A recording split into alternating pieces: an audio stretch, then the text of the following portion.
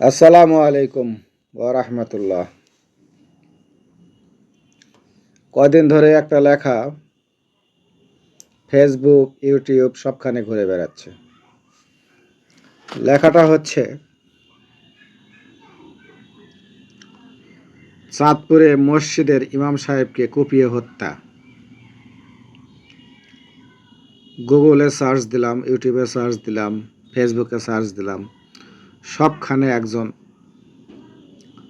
দাড়িওয়ালা ভদ্রলোক ছবি ভাসে উঠতেছে। আবার যিনি মারা গিয়েছেন সেই ইমাম সাহেবও একজন আলেম মানুষ। প্রশ্ন হচ্ছে যে বিল্লাল সাহেব কি কারণে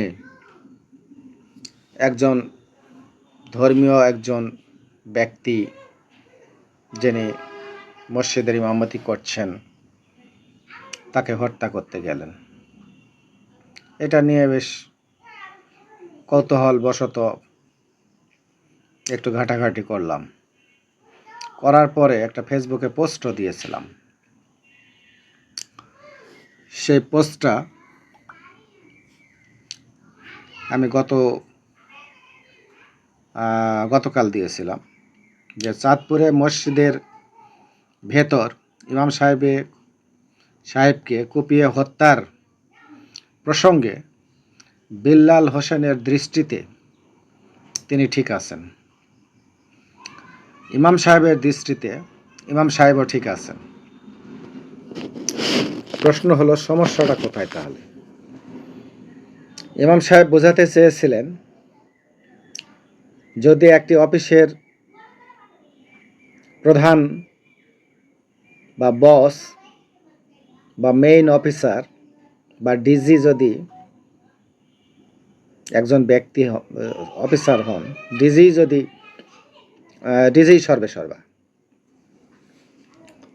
তিনি তার অফিসে যদি কোনো পিয়ন বা দপ্তরি বা অফিস সহকারী নিয়োগ দেন, তবে আমরা আমাদের কোনো আবেদনের ব্যাপারে বা ওই অফিস সংলগ্ন সেবাগ্রহীরা তাদের সেবার জন্য পিয়নের কাছে আবেদন করে না। আবেদনের মাধ্যম বা আবেদনের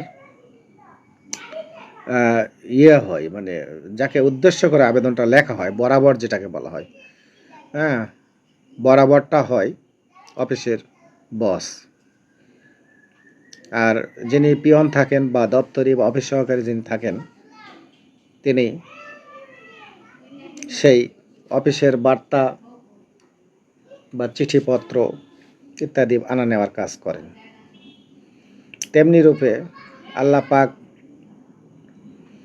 এই বিশ্ব ব্রহ্মাণ্ড থেকে শুরু করে যাবতীয় যা কিছু আছে সব কিছু তিনি মালিক। তিনি যখন কোনো বাণী প্রচার করার চিন্তা করেন তখন রসুল প্রেরণ করে থাকেন যুগে যুগে। এরপরে বান্দার কাছ থেকে কোনো ফরিয়াদ শুনবার জন্য উনি লক্ষ লক্ষ ফেরেশতা নিযুক্ত করে রেখেছেন। এটা ওনার এখতিয়ার। অর্থাৎ রাসূল এখানে বার্তাবাহকের কাজ করেন বা পিয়নের কাজ করেন, এটা উনি বোঝাতে চাইছেন। এখন প্রশ্ন হচ্ছে, এই কথার মধ্যে ভুল ইমাম সাহেব দেখতে পাননি, এই কারণে উনি ওই সেন্সে বলছেন। আর বিল্লাল হোসেন মনে করছেন যে রাসূল পিয়ন হতে যাবে কেন? রাসূল তো হাবিব আল্লাহ, আল্লাহর বন্ধু, রাসূল আল্লাহ, আল্লাহর রসুল, তাহলে ওনার সম্মান অনেক উপরে। যুগে যুগে যত আম্বিয়ায়ে কেরাম আসছেন, রসুল আসছেন, নবী আসছেন, উনি সবার সেরা, তাহলে ওনার সম্মান অনেক বেশি। ওনার সুপারিশ ক্রমে আল্লাহ পাক জান্নাত জাহান্নাম মঞ্জুর করবেন, তাহলে উনি অনেক ইজ্জতের অধিকারী। এই কথাটা উনি বোঝাতে চেয়েছেন। ঠিক আছে, ব্যক্তিগত ব্যাপার, তার ব্যক্তিগত বললেও ভুল হবে, যে এটাও এক ধরনের ধর্মীয় বিশ্বাস। আর ইমাম সাহেব যেটা বলছেন সেটাও এক ধরনের ধর্মীয় বিশ্বাস। সবই ঠিক আছে, আমরা দুই বিশ্বাসেই একমত বা দুই ধরনের বিশ্বাসই আমরা পোষণ করি। প্রশ্ন হচ্ছে, বিল্লাল সাহেবের কি ভালো লাগলো না লাগলো, আর ইমাম সাহেবের কি ভালো লাগলো না লাগলো, এর দ্বারা সমাজ খুব একটা প্রভাবিত হবে না বা হওয়া উচিত নয়। কারণ ওনার বক্তব্য উনি দিয়েছেন, বিল্লাল সাহেবের কোনো ফ্রন্ট সামনে থাকলে উনিও ওনার বক্তব্য রাখবেন, এটাই নিয়ম। কিন্তু ভদ্রলোক ওই পরিমাণ ধৈর্য ধরতে পারলেন না যে উনি কোনো ফ্রন্টে গিয়ে কথা বলবেন। উনি করলেন কি, চাপাতি নিয়ে আসলেন, হুজুরকে কোপাইলেন এবং হত্যা করলেন। বিল্লাল সাহেবের মতামত পর্যন্ত ঠিক ছিল, ইমাম সাহেবের বক্তব্য পর্যন্ত ঠিক ছিল, আমরা দুটাতেই একমত ছিলাম। কিন্তু বিল্লাল সাহেব যে কাজটা করছে সেটা রাষ্ট্রবিরোধী, রাষ্ট্রের আইন বিরোধী এবং সমাজের শান্তি শৃঙ্খলা বিরোধী কাজ, এটা তো মানা যায় না। বিল্লাল সাহেবের ফাঁসি হওয়া উচিত রাষ্ট্রীয় আইনে, কারণ এই রাষ্ট্রে খুনিরা ফাঁসিতে ঝোলে, এটাই আমরা ছোটবেলা থেকে দেখে আসছি, বা সংবিধানে তাই আছে। তাহলে বাংলাদেশের আইনে বা সংবিধানে যদি হত্যার বদলা ফাঁসি আইন থাকে, তাহলে সেটাই হবে বিল্লাল সাহেবের ব্যাপারে। এরকম একটা পোস্ট আমি দিয়েছি। যদি এটা না করা হয় তাহলে কি হবে, যদি বিল্লাল সাহেবকে ফাঁসি না দেওয়া হয় তাহলে এটার এগেনস্টে আবার সন্ত্রাসের জন্ম নেবে। কীরকম সন্ত্রাস? জঙ্গিবাদ। কারণ বিল্লাল সাহেবের আদর্শের বিপরীতে যে ওহাবি মতবাদ বা জামাতি মতবাদ বা জঙ্গি মতবাদ, আইএসআইএস জঙ্গি মতবাদ, বিভিন্ন মতবাদ যারা সুপ্তভাবে মনের মধ্যে লালন করে, এরা বিগত 15-16 বছর আওয়ামী শাসনের সময় কন্ট্রোলে ছিল। বর্তমানে আইন শৃঙ্খলা পরিস্থিতি খারাপ, এই সমস্ত জঙ্গিরা আবার মাথাছাড়া দিয়ে উঠবে ওই মতবাদের বিপক্ষে। এতে দেশে একটা সিরিয়া পরিস্থিতি তৈরি হতে পারে। সিরিয়া, আফগানিস্তান বা পাকিস্তানে মসজিদে হামলার যে জঙ্গি ঘটনা, বা বাংলাদেশেও যে সমস্ত ঘটনা বিগত বছরগুলিতে আমরা দেখেছিলাম, বিগত সময়গুলোতে, এগুলো আমরা আর পুনরায় দেখতে চাই না। এই জন্য বিল্লাল সাহেবকে ফাঁসি দিতেই হবে। বিল্লাল সাহেবের ফাঁসির বিপরীতে কোনো রকমের ব্যবস্থা নেই।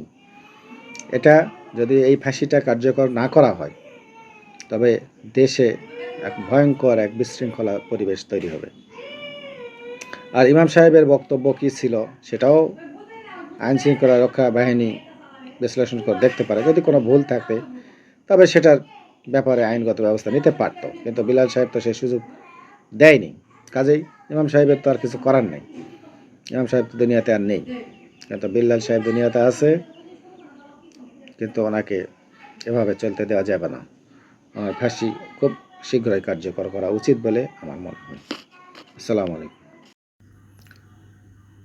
সূরা আল ইমরানের 144 নম্বর আয়াতটি যদি আমরা দেখি, তো সেখানে আল্লাহ পাক বলতেছেন, সূরা আয়াতটা আগে পড়ে শুনে, ওয়ামা মুহাম্মাদুন ইল্লা রাসূলুন قد خلت من قبله الرسل أفإن مات أو قتل انقلبتم على أعقابكم ومن ينقلب على عقبيه فلن يضر الله شيئا وسيجزي الله الشاكرين। আচ্ছা, এখানে আল্লাহ পাক বলতেছেন যে মুহাম্মদ সাল্লাল্লাহু আলাইহি সাল্লাম একজন রাসূল, অর্থাৎ বার্তাবাহক। এখানে স্পষ্ট কথা বলছেন আল্লাহ পাক যে মুহাম্মাদুন ইল্লা রাসূলুন, মুহাম্মাদুন অর্থাৎ মুহাম্মদ সাল্লাল্লাহু আলাইহি সাল্লাম একজন রাসূল ছাড়া কিছুই না। তাহলে এখানে আল্লাহ পাক নিজেই ঘোষণা করছেন যে মুহাম্মদ সাল্লাল্লাহু আলাইহি সাল্লাম একজন রাসূল ব্যতীত কিছুই না, এবং তার পূর্বে এরকম বহু রাসূল বা বার্তাবাহক, রাসূল অর্থ হচ্ছে আল্লাহর পক্ষ থেকে যিনি বার্তা বান্দার সামনে পেশ করেন, অর্থাৎ আল্লাহর পক্ষ থেকে বার্তা মানুষের মাঝে পৌঁছায় দেন, তিনি মানুষ। এটা আরেক আয়াতে আল্লাহ পাক বলছে তিনিও আপনাদের মতোই মানুষ, অর্থাৎ আপনাদের মধ্য থেকেই মুহাম্মদকে নির্ধারণ করা হয়েছে। এটা আল্লাহ পাক কোরআনে স্পষ্ট বলছেন। আচ্ছা, এই আয়াতে কি বলছে? এই আয়াতে আল্লাহ বলছে মুহাম্মদ একজন রাসূল ছাড়া কিছুই না। তার পূর্বে বহু রাসূল ইন্তেকাল করছেন, অর্থাৎ দুনিয়া থেকে চলে গেছেন আল্লাহ পাকের দরবারে। সুতরাং মুহাম্মদ সাল্লাল্লাহু আলাইহি ওয়াসাল্লামও যদি ইন্তেকাল করেন, দুনিয়া থেকে চলে যান, তাহলে কি আপনারা ধর্ম ত্যাগ করবেন? আর যদি অবিশ্বাসী হয়ে পড়েন, ধর্ম ত্যাগ করেন, তাহলে তো আল্লাহর কোনো কিছু যায় আসে না। বরঞ্চ আল্লাহ সেই সমস্ত মানুষকে যারা বিশ্বাসী, আল্লাহ পাকের প্রতি বিশ্বাসী, ধর্মকে মেনে চলেন এবং যিনি আল্লাহ পাকের কাছে কৃতজ্ঞতা প্রকাশ করেন, আল্লাহর বান্দা হিসেবে নিজেকে জাহির করেন, তা আল্লাহ পাক তাকে পুরস্কৃত করবেন। এটাই আল্লাহ পাক এই আয়াতে বলছেন। তাহলে এই আয়াত থেকে স্পষ্ট আমরা বুঝতে পারলাম যে আল্লাহ পাক মুহাম্মদ সাল্লাল্লাহু আলাইহি সাল্লামকে একজন রাসূল হিসেবেই দুনিয়াতে প্রেরণ করছেন। তিনি রাসূল ছাড়া, মানে বার্তাবাহক ছাড়া আর কিছু নয়। এরপর সূরা ইমরানের 164 নম্বর আয়াতে আল্লাহ পাক বলতেছেন যে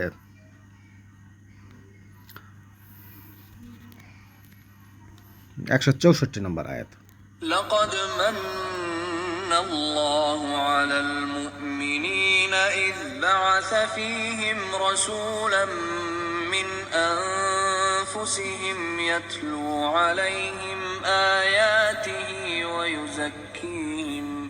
ويزكيهم ويعلمهم الكتاب والحكمة وإن كانوا من قبل لفي ضلال مبين.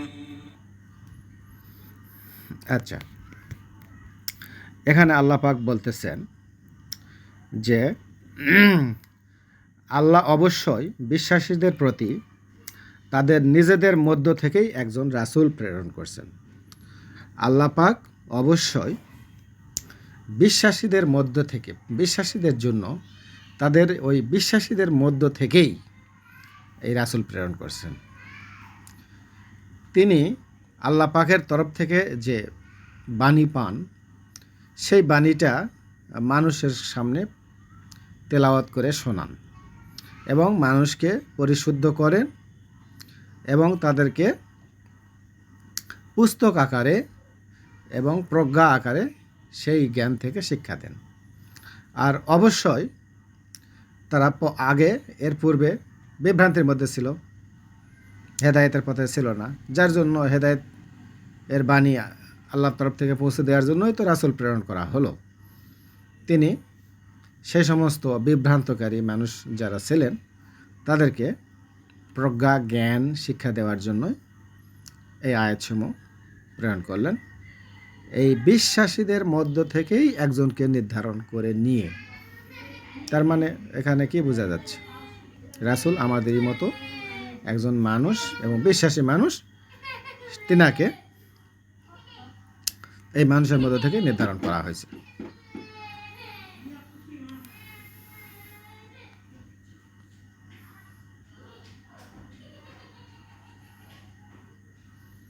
এরপরে আল্লাহ 59 নম্বর আয়াতে বলছেন, সূরা নিসার 59 নম্বর আয়াতে বলছেন যে يا أيها الذين آمنوا أطيعوا الله وأطيعوا الرسول وأولي الأمر منكم فإن تنازعتم في شيء فردوه إلى الله والرسول إن كنتم تؤمنون بالله واليوم الآخر ذلك خير وأحسن تأويلا. আচ্ছা, এখানে আল্লাহ পাক বলতেছেন যে হে বিশ্বাসীগণ, যদি আপনারা আল্লাহ এবং পরকালের উপর বিশ্বাস স্থাপন করেন বা বিশ্বাস করেন, তাহলে আপনারা আল্লাহ পাকের অনুগত হন অনুগত হন মানে কি? তার ব্যাপারে সবসময় কৃতজ্ঞতা স্বরূপ তার অনুগত হওয়া, তার ইবাদত বন্দিগিতে স্মরণে আত্মমগ্ন হওয়া। যদি আপনারা আল্লাহ পাকে বিশ্বাস করেন এবং পরকালে বিশ্বাস করেন, পরকাল কি? মৃত্যুর পরের যে জীবন, সেটাকেই পরকাল বলা হয়। সেটা কবর থেকে শুরু হয়। মৃত্যুর পরে কবরে দাফন করার পরে আত্মা ইল্লিন বা সিজ্জিন নামক দুইটা স্থানে যায়, সেখান থেকে হাসর নাসর হয়। এরপরে আরেক নতুন জীবন শুরু হয়, সেটাকে পরকালের জীবন বলা হয়। মৃত্যু পরবর্তী যে জীবন, সেইটাকে যদি আমরা বিশ্বাস করি, অর্থাৎ বিশ্বাসী যদি হয়ে থাকি আমরা, মমিন বিশ্বাসী যদি হয়ে থাকে, তাহলে কি করতে হবে? যে আল্লাহ পাকের অনুগত্য করতে হবে এবং রাসূল ও তার আমাদের মধ্যে যে সমস্ত সম্মানী ব্যক্তি আছেন, যারা আমাদের নেতৃত্ব দিয়ে থাকেন, তিনাদের আদেশ নিষেধ মানতে হবে।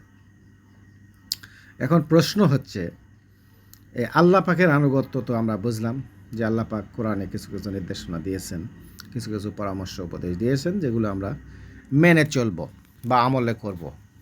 কিন্তু রাসূলের বাণী, এটা নিয়ে বহু মতভেদ আছে। কারণ রাসূলকে আমরা তো দেখি নাই বর্তমান জামানায়। ১৫০০ বছর আগে উনি দুনিয়া ছেড়ে চলে গেছেন, আল্লাহর সান্নিধ্য লাভ করেছেন। এখন আমরা রাসূলের বাণীটা কিভাবে পাব?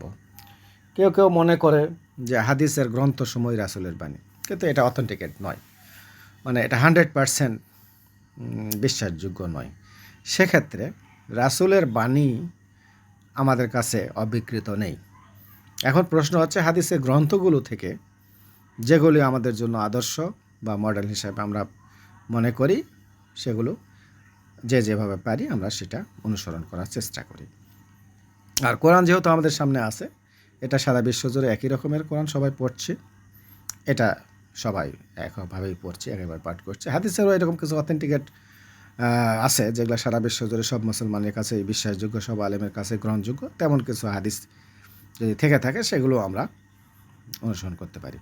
মূলত রাসূল যখন জীবদ্দশায় ছিলেন, তার সান্নিধ্যের, তার আশপাশের যেনারা ছিলেন সাহাবীগণ, তেনারা রাসূলকে পুঙ্খানুপুঙ্খরূপে তার আনুগত্য করেছেন। এটাই আল্লাহ পাক বলেছেন যে আপনারা আল্লাহর আনুগত্য করুন, মানে আল্লাহর পাকের ইবাদত বন্দেগীতে মশগুল হন, বিশ্বাসী হন এবং রাসূলের আনুগত্য করুন, এবং তার পাশাপাশি যে নেতৃবৃন্দ থাকে, সামাজিক, রাষ্ট্রীয়, ধর্মীয় দৃষ্টিতে বিভিন্ন যারা আমাদের প্রতিনিধিত্ব করে থাকেন, তেনাদের যৌক্তিক আদেশ নিষেধ মেনে চলতে বলা হয়েছে। আর যদি কোনো বিষয়ে আপনাদের মাঝে কোনো মতভেদ থাকে, তখন মতভেদ আছেই। যেমন বিল্লাল সাহেব একরকম মতভেদ প্রকাশ করলেন এবং ইমাম সাহেব একরকম মতভেদ করলেন, এরকম মতভেদ থাকতে পারে। তাহলে সে বিষয়ে মতভেদ যদি হয়, তাহলে সে ব্যাপারে আল্লাহ পাক এবং রাসূলের দিকে মনোনিবেশ করতে হবে, যে আল্লাহ এবং রাসূল কী বলছেন সেটা। যদি এখানেও সমাধান না হয়, তাহলে কি দরকার? এটিই হলো উত্তম এবং এটিই হলো আদর্শ। এখন প্রশ্ন যে আমরা তাহলে মতভেদ করি কেন? মতভেদ তো কিছু নাই, এখানে আল্লাহ স্পষ্ট বলে দিলেন যে আপনারা যদি বিশ্বাসী হয়ে থাকেন, মৃত্যুর পরবর্তী জীবনকে যদি বিশ্বাস করে থাকেন, তাহলে আপনারা আল্লাহর আনুগত্য করেন, মানে আল্লাহ পাকের ইবাদত বন্দেগী করেন। আমরা যেটা করি, সমাজে প্রচলিত আছে, নামাজ পড়ি, রোজা রাখি, হজ করি, অসহায় দরিদ্রদেরকে সাহায্য সহযোগিতা করি, এরকম যে সমস্ত বা আদেশ নিষেধ আল্লাহ পাকের আছে, সেগুলো তো আমরা কম বেশি মেনে থাকি, বা সবাই বিশ্বজুড়ে এটা প্রচলন আছে। আর রাসূলের আনুগত্যর কথা বলা হয়েছে। ওই সময় বিশেষ করে রাসূল সাল্লাল্লাহু আলাইহি ওয়াসাল্লাম যখন জীবিত ছিলেন, তখন ওনাকে যারা সামনাসামনি দেখেছেন, উনি রাসূল সাল্লাল্লাহু আলাইহি ওয়াসাল্লাম কোরআনের আয়াত অনুযায়ী উনি বিভিন্ন রকম পরামর্শ দিতেন, সেই পরামর্শগুলো মেনে চলতেন ওনারা। এখনও আমরা ওইভাবেই মেনে চলি। এখন আমরা যদি কোরআনকে কোরআনের কথাগুলো আমরা যদি মানি বা আমল করি, তাহলে এগুলো মূলত রাসূলকে আনুগত্যের মতোই হয়। এরপরেও অথেন্টিকেট যদি বিশ্বজুড়ে বহুল প্রচলিত যে সমস্ত হাদিস গ্রন্থ আছে বা হাদিস কুলিন আছে, সেগুলো আমরা মতবিরোধ না করে বা কোনো বাড়াবাড়ি না করে আমলে নিতে পারি। এগুলোও করা যায়, আর এটাই উত্তম।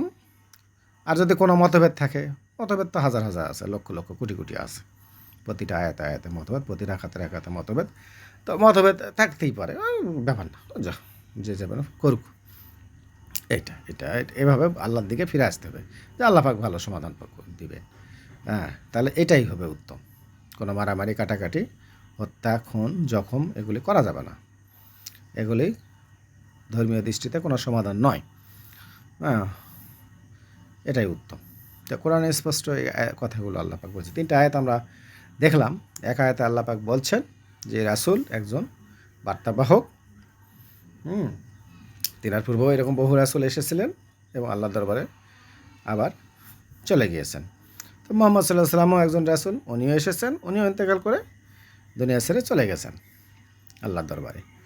কাজেই আল্লাহ পাকের দরবারে রাসূল চলে গেল, আল্লাহ পাকের দিন বা ধর্ম দুনিয়াতে আছে, সেটাই আমাদের মেনে চলবার বিষয়। এটা বলেছেন আল্লাহ পাক সূরা ইমরানের 144 নম্বর আয়াতে। আর 164 নম্বর আয়াতে বলছেন যে রাসূলকে বিশ্বাসীদের মধ্য থেকেই একজনকে নির্ধারণ করা হয়েছে রাসূল হিসাবে, এবং তিনি ওই বিশ্বাসীদেরকেই আল্লাহর আয়াতসমূহ থেকে বিভিন্ন রকমের পরামর্শ, শিক্ষা, জ্ঞান, দীক্ষা ইত্যাদি দিয়ে থাকেন, এবং সেটাই আমাদেরকে মেনে চলার কথা বলা হয়েছে, যেটা 164 নম্বর আয়াতে বলা হয়েছে যে ওটাই আমাদেরকে করতে হবে, যেটা আল্লাহ পাকের তরফ থেকে রাসূল নিয়ে আসছেন। তিনি আমাদেরই মধ্যে থেকে আসেন, নেওয়া হয়েছে যেহেতু, আমাদেরই মতো মানুষ যেহেতু, সেহেতু ওনার কথা বুঝতে আমাদের সুবিধা। কাজেই উনি কোরআনে আয়াতসমূহ পড়তেছেন, বলতেছেন, শিক্ষা দিচ্ছেন, দীক্ষা দিচ্ছেন, প্রজ্ঞা জ্ঞান শেখাচ্ছেন। কাজেই এটাই আমাদেরকে মেনে চলতে হবে। কারণ যারা আগে ছিল তারা একটু মূর্খতার মধ্যে, জাহিলিয়াতের মধ্যে ছিল। তারপরে রাসূল এসে তো সেই জাহিলিয়াত দূর করার চেষ্টা করলেন, বা দীক্ষা দিলেন, শিক্ষা নিলেন, সে থেকে জ্ঞান নিয়ে, শিক্ষা নিয়ে সাহাবীগণ বিশ্বাসী হলেন এবং বিভিন্ন রূপে বিশ্বজুড়ে সেটা প্রচার করলেন। এরপরে আয়াতে আল্লাহ পাক বললেন যে আপনারা যদি বিশ্বাসী হয়ে থাকেন তাহলে আপনারা আল্লাহর অনুসরণ, আল্লাহর আনুগত্য করুন, অর্থাৎ ইবাদত বন্দেগী করুন, রাসূলের আনুগত্য করুন, মানে রাসূলের কথা মেনে চলুন। রাসূল যখন জীবিত ছিল তখন সাহাবীরা তাকে পুঙ্খানুপুঙ্খ মেনে চলছে। এখন যেহেতু রাসূলের বাণীগুলো স্পষ্ট কোনো দলিল আকারে লিপিবদ্ধ নাই, সেক্ষেত্রে কোরআনই রাসূলের বাণী, আদর্শ বা রাসূলের চরিত্র হিসেবে কোরআনকে আমরা মানতে পারি। আর বিশেষ করে সারা বিশ্বজুড়ে যে হাদিসগুলো সকলেই বিশ্বাস করে, এমন কিছু হাদিস যদি থেকে থাকে সেগুলো আমরা আমল করতে পারি, তো বাড়াবাড়ি করা যাবে না এ নিয়ে। আর আমাদের যে সমস্ত পথ প্রদর্শক, যে সমস্ত নেতৃবৃন্দ আছেন সমাজে, রাষ্ট্রে, বিশ্বব্যাপী বা ধর্মীয় দৃষ্টিকোণ থেকে, যেনারা আমাদেরকে পথ দেখান, তেনাদের কথাও আমরা মেনে চলবো যতক্ষণ বিভ্রান্ত বা কোনো সমস্যা সৃষ্টি না হয়। তবে যদি মতভেদ হয়, চলতে গেলে হাজার হাজার মতভেদ হয়, তবে সেই মতভেদগুলোর ব্যাপারে আল্লাহ পাকের কাছে প্রার্থনা করা যে আল্লাহ পাকই এটার উত্তম সমাধান দেবেন, এই মনে করে নিজেকে পরহেজ করে চলা, এটাই আল্লাহ পাক কোরআনে বলছে। তাহলে এখানে ধর্ম নিয়ে বাড়াবাড়ি করার সুযোগ তো কোথাও নেই। তাহলে আমরা কেন এই বাড়াবাড়িগুলা করি এবং সমাজে অশান্তি করি, আমার বুঝে আসে।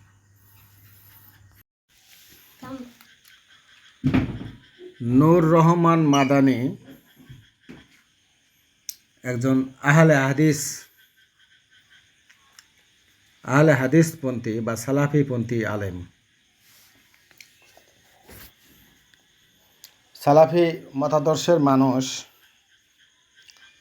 সমাজের 8-10 জন মানুষ থেকে নিজেদেরকে একটু আলাদা করে রাখতে ভালোবাসেন। তেনারা একটু মসজিদ আলাদা করে নেন, তেনাদের সমাজ জ্ঞাতি এগুলো একটু অন্যদের চাইতে আলাদা। তবে হোক ধর্মীয় মতাদর্শ তো সমাজ ও রাষ্ট্রকে প্রভাবিত করতে পারে না। সমাজ, রাষ্ট্র এগুলি সব মতাদর্শ, ধর্ম, বর্ণ মিলে একাকার। তো যাই হোক, তো উনি একজন আহলে হাদিসপন্থী আলেম, এবং উনি আহলে হাদিস আন্দোলন নামে বাংলাদেশে যে একটা সক্রিয় গ্রুপ আছে, সেই গ্রুপের উনি সক্রিয় সদস্য, এবং তার লেখনীতে ওই মতাদর্শের বেশ কিছু লেখা এবং বক্তব্যে বেশ কিছু বক্তব্য ইতিমধ্যে প্রকাশিত হয়েছে, যেটা বিশেষ করে যারা পীর, অলিয়া উলিয়া, গৌস কুতুব, এই সিলসিলার মানুষ বা এই সিলসিলার মতো যারা নিজেদেরকে মুসলিম বা ধর্মবিশ্বাসী মনে করেন, তাদের সাথে সালাফিদের মতের একটু পার্থক্য হয়। তো মত পার্থক্য নিয়ে আমরা ধর্মকে বিবেচনা করি না। যখন যে সিচুয়েশন সামনে আসে, বা যে কোরআনে আয়াত সামনে আসে, বা যে হাদিস সামনে আসে, সেটাকে আমরা একটু বিচার বিশ্লেষণ করি বা একটু বোঝার চেষ্টা করি, ধর্ম পালন করার চেষ্টা করি। এগুলো নিয়ে বাড়াবাড়ি পছন্দ করি না, বা নিজেও করি না, বা কেউ করলে সেটাকে প্রশ্রয় দেয় না। আহলে হাদিসরা কি করে না করে এটা নিয়ে আমাদের অত মাথা ব্যথা নাই, পীরপন্থীরা কী করে না করে সেটা নিয়েও মাথা ব্যথা নাই। আমরা মনে করি সব কিছু মিলেই ধর্ম, সমাজ, রাষ্ট্র, এটা আমাদের নিরাপত্তা, আমাদের রক্ষা কবচ। এখানে এই মতাদর্শ কোনো প্রভাব ফেলতে পারে না। তো সেই হিসাবে উনি আহলে হাদিস, ওনার মতাদর্শ একটু ভিন্ন হওয়াটাই স্বাভাবিক। তবে যুক্তি আছে, তার কথার মধ্যেও যুক্তি আছে। ওই যে সূরা ইমরানের 144 নম্বর আয়াত আছে, এটা ওনার ওই বক্তব্যের সাথে পুরোপুরি মিলে যায়। তো সেই দৃষ্টিকোণ থেকে বিবেচনা করলে উনি আহলে হাদিস না সালাফি না হানাফি, কি এত আমাদের এত আদর্শের দরকার নাই। আমাদের দেশটাকে সিরিয়া বা ওই আফগানিস্তান বানাতে যাচ্ছি না, কাজে এইসব মতাদর্শ নিয়ে আমরা মাথা ঘাটাতে চাই না। তবে যেহেতু মতবাদ কেন্দ্রিক একটা ঘটনা ঘটাইছে বিল্লাল হোসেন, এটাকে কোনোভাবেই মেনে নেওয়া যাচ্ছে না। এটার উপযুক্ত শাস্তি বা বিচার অবশ্যই হতে হবে। যেহেতু নূর রহমান মাদানী আহলে হাদিস, আর তারা আলাদা মসজিদেও নামাজ পড়ে, তো সেখানে বিল্লাল হোসেন তার বক্তব্য শুনতে গেল কেন? এটা নিশ্চয়ই কোনো পরিকল্পিত ব্যাপার। তো আমরা চাচ্ছি না যে এই বিষয়গুলো আর সামনে ঘটুক। বিল্লালের ফাঁসির মধ্যে দিয়ে এখানে নিষ্পত্তি হয়ে যায় বিষয়টা। মসজিদের ইমামকে আঘাতকারী বিল্লাল হোসেন, বয়স 50 বছর কাছাকাছি, কম বেশি। তিনি একজন ফেরি করে সবজি বিক্রেতা, খুব কষ্ট করে সংসারটা চালান। ধর্মীয় মাদকতা, উগ্রতা, ধর্মান্ধতা মানুষকে দিক বিদিক জ্ঞান হারিয়ে দেয়। তার এই ক্ষুদ্র যে ফেরি করে তরকারি বেচা, এই উপার্জনের উপরে তার সংসার চলে। তার মেয়ের পড়াশোনা, তার ছেলের পড়াশোনা, তার পরিবারের ভরণ পোষণ, কি দরকার তার এই সমস্ত ফাজলামো করার? তা অনেক অল্প শিক্ষিত মানুষ, পীরপন্থা মানুষ, পীরকে সম্মান করেন, ভালো কথা, যা পারেন করেন, কিন্তু উনি একজন সবজি বিক্রেতা। এই সব খুন খারাপের মধ্যে কেন যেতে হবে তাকে? এখন তার পরিবারের কী অবস্থা? তার যদি ফাঁসি হয়ে যায় তাহলে তার পরিবারের কী অবস্থা হবে? কিন্তু যে অপরাধ করছে তার তো ফাঁসি না দিয়েও রাষ্ট্র